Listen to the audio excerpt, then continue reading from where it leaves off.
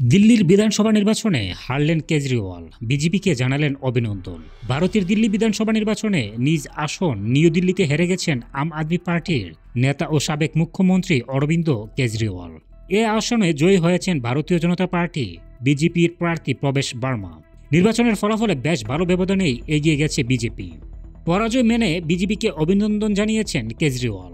এক ভিডিও বার্তায় তিনি বলেছেন, আমরা অত্যন্ত বিনয়ের সঙ্গে জনগণের রায় মেনে নিলাম। আমি বিজেপিকে এই বিজয়ের জন্য অভিনন্দন জানাই। জনগণ তাদের যে কারণে ভোট দিয়েছেন সে প্রত্যাশা তারা পূরণ করবে বলে আশা করছি। কেজরিওয়াল আরও বলেন, গত 10 বছরে স্বাস্থ্য, শিক্ষা ও অবকাঠামো খাতে আমরা অনেক কাজ করেছি। আমরা শুধু একটি গঠনমূলক বিরোধী দল হিসেবে ভূমিকা পালন করব না, বরং মানুষের মধ্যে থাকব এবং তাদের সেবা করে যাব। 14 রাউন্ডের ভোট গণনা শেষে নির্বাচন কমিশনের দেওয়া তথ্য অনুসারে 4089 ভোটের ব্যবধানে প্রবেশ বার্মার কাছে হেরে যান অরবিন্দ কেজরিওয়াল। কংগ্রেসের প্রার্থী সন্দীপ দীক্ষিত 4568 ভোট পেয়েছেন। এরই মধ্যে বিধানসভার 70টি আসনের মধ্যে বিজেপি 8টিতে জিতেছে এবং 40টিতে এগিয়ে রয়েছে। অন্যদিকে আম আদমি পার্টি 9টি আসনে জিতেছে এবং 13টিতে এগিয়ে রয়েছে। কংগ্রেস কোনো আসনেই এগিয়ে থাকতে পারেনি। দিল্লিতে সরকার গঠনের জন্য 36টি আসনে সংখ্যাগরিষ্ঠতা পেতে হবে।